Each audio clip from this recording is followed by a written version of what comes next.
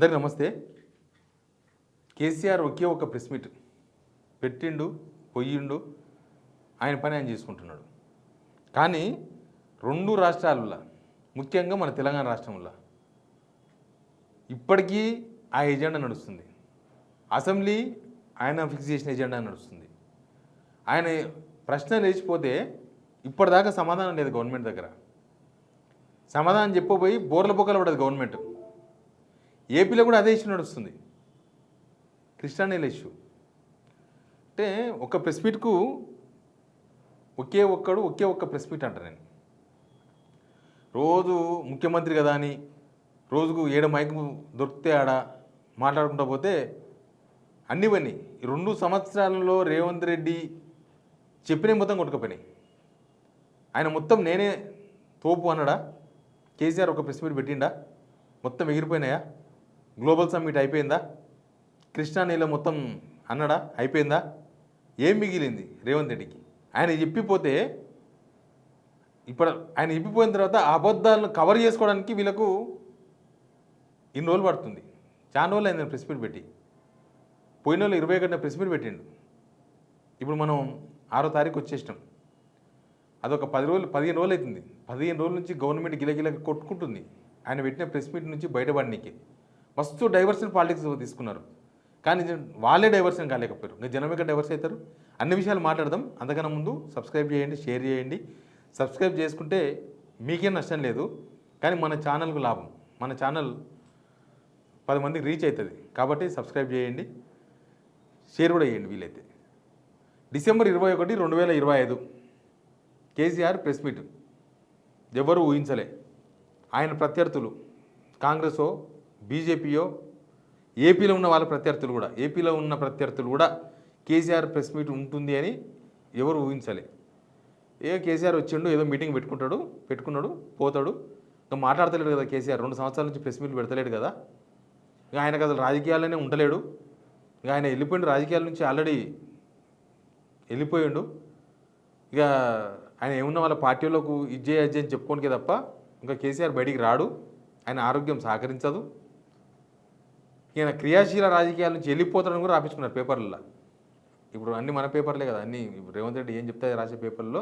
ఇంకా క్రియాశీల రాజకీయాల నుంచి కేసీఆర్ వెళ్ళిపోతాడు అంటే ఇంకా రాజకీయాల్లో కేసీఆర్ రాడు అని. కానీ కేసీఆర్ వచ్చి ఒక ప్రెస్ మీట్ పెడితే 15 డేస్ నుంచి తన్నుకులాడుతున్నారు. దానిలో ఇరక్కపోయినారు వీళ్ళు. ఆయన చాలా క్వశ్చన్లు వేసిపోయినారు, కానీ ఒక్క ఆన్సర్ కూడా చెప్పలేకపోయారు. కొన్ని ఆన్సర్లు చెప్పబోయి బోర్ల బొక్కలు పడ్డారు. ఇప్పుడు గ్లోబల్ సమ్మిట్ మీద ఆయన ఒక మాట మాట్లాడిపోయాడు. ఆ డేరాలు వేస్తే వస్తుందనే పెట్టుబడిదారులు పాలసీ సిస్టమ్ ఉండాలి, విధానం ఉండాలి. మేము అట్లా చేసినాం, అప్పుడు రాష్ట్రాల మధ్య కాంపిటీషన్ ఉండే ఒక మాట మాట్లాడిపోయాడు. ఇప్పటి వరకు కౌంటర్ లేదు తెలుసా గవర్నమెంట్కి వెళ్ళి. ఇప్పటి వరకు మాది డేరా సిటీ కాదు, మేము వేసింది గ్లోబల్ సమ్మిట్ సెట్టు. ఆడికొచ్చింది ప్రపంచ కుబేరులు, అయితే ప్రపంచ పారిశ్రామికవేత్తలు. ఇగో మేము పలానా పెద్ద కంపెనీతో చేసుకున్నాం, కేసీఆర్ నువ్వు మాట్లాడింది తప్పు.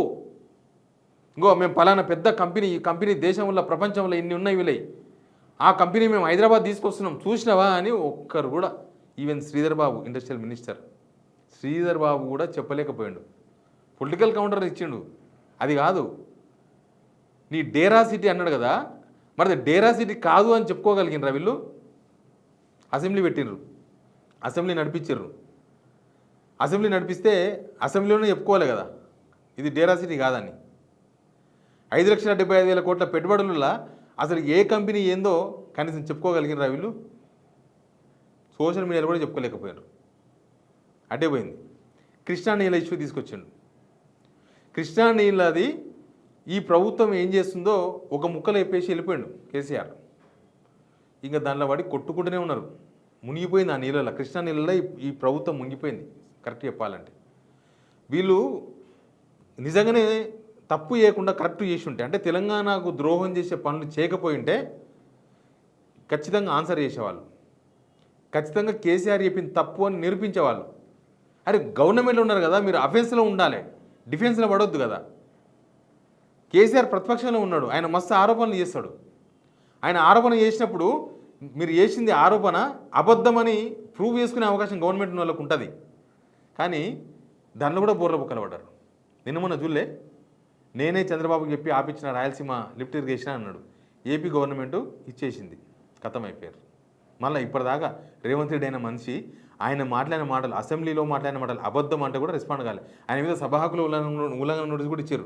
నిజంగా కనుక స్పీకర్ కనుక కరెక్ట్గా ఆయన పవర్ను ఉపయోగిస్తే ఈ సెషన్ కాదు, ఈ 3 సంవత్సరాలు రేవంత్ రెడ్డిని అసెంబ్లీకి రానియొద్దు, బహిష్కరించాలి. ఎందుకంటే ఆయన చెప్పింది పచ్చి అబద్ధం.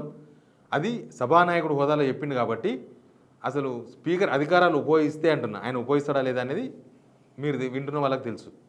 ఎందుకంటే మొన్ననే 5 మంది ఎమ్మెల్యేల విషయంలో కూడా స్పీకర్ గారు తీర్పు ఇచ్చారు కాబట్టి మనం రేవంత్ రెడ్డి గారి మీద ఆయన సభా హక్కుల ఉల్లంఘన నోటీసు పైన చర్యలు తీసుకుంటాడు అని చెప్పడానికి ఇక్కడ హోప్స్ లేవు. దానిలో కూడా గిలగిలగల కొట్టుకున్నారు.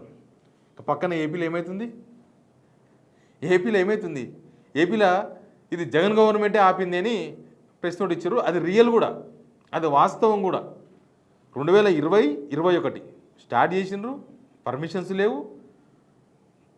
తెలంగాణ గవర్నమెంట్ సుప్రీంకోర్టుకు పోయింది, సుప్రీంకోర్టు ఆపమన్నది, ఆగలేదు. మళ్ళీ సుప్రీంకోర్టుకు పోయినారు, మళ్ళీ ఆపమన్నది, ఆగలేదు. నారాయణపేటకు సంబంధించిన గవినోలు శ్రీనివాస్ గారు ఎన్జిటికి పోయినరు, నేషనల్ క్రిమినల్ ట్రిబ్యునల్ ఆపమన్నది, గవర్నమెంట్ పోయి దానిలో ఇంప్లీడ్ అయింది.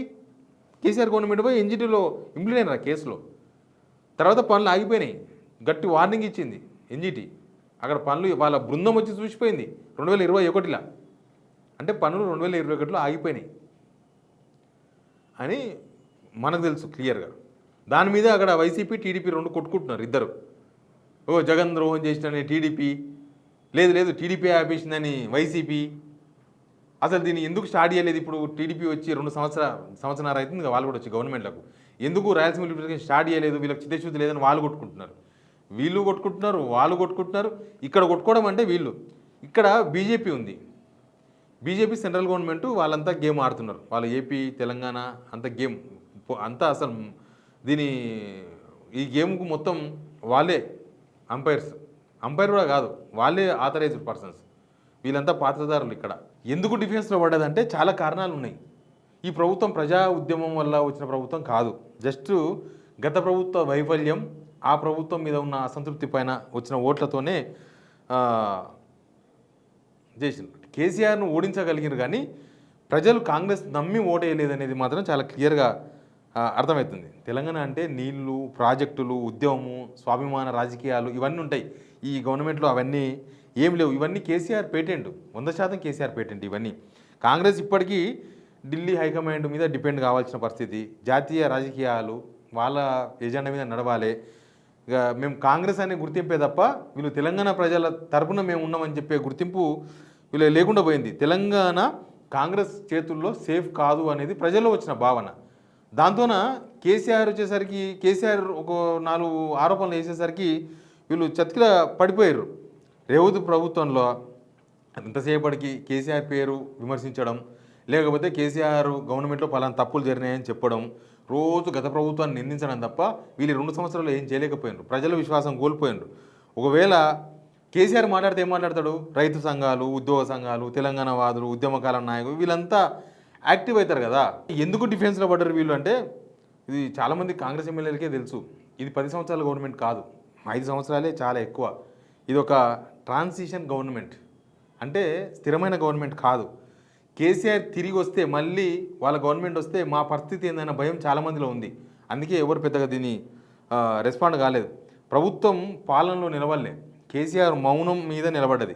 ఆ మౌనం పోతే ఈ పాలన ఇట్లా బట్టబయలు, పాలన లోపాలు ఎట్లుంటాయనేది ఒక ప్రెస్ మీట్తో అర్థమైంది. ఈ ప్రభుత్వము కేసీఆర్ మాట్లాడకుండా ఉండాలనే కోరుకుంటుంది. ఆయన మౌనంగా ఉంటేనే బెటర్. అందుకే ఆయన రావాలని కాదు, రండి రండి రండి అంటే ఇంకా మేము పిలిచినంతకన్నా రాకుండా ఉంటాడు అసెంబ్లీకి. మేము మాట్లాడాలి, కేసీఆర్ మాట్లాడాలి అంటే కనీసం మేము మాట్లాడాలన్నందుకే రోషంగలోడు కేసీఆర్ కూడా మాట్లాడకుండా ఉంటాడు. అట్లయినా మేము సేఫ్ కావచ్చు.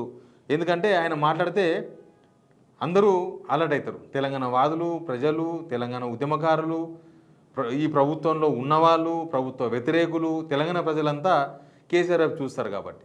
ఎనీవే, ఒక్క ప్రెస్ మీట్తో ఇంత అలజడి, ఒక్క ప్రెస్ మీట్తో గవర్నమెంట్ వీక్నెస్ బయట పెట్టుకున్నది.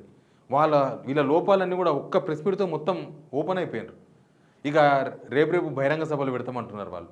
ఇంకా బహిరంగ సభలు వచ్చి నిజంగానే కేసీఆర్ యాక్టివ్ అయ్యి ఇంకా ఫుల్ యాక్టివ్ ఉన్నారు, ఇంకా ఫుల్ యాక్టివ్ అయిపోయి డైలీ రాజకీయాల మీద అయితే మాట్లాడరు ఆయన. 100 ప్రెస్ మీట్లు ఆయన అవసరం లేదు, ఒక్క ప్రెస్ మీట్ చాలు అనిపించింది ఆయన ప్రెస్ మీట్ చూసిన తర్వాత. ఆయన ప్రెస్ మీట్ తర్వాత గవర్నమెంట్ తప్పులు అవన్నీ జనాల్లో చర్చ జరగడం, తెలంగాణకి ఇది చాలా మంచిది. Please subscribe.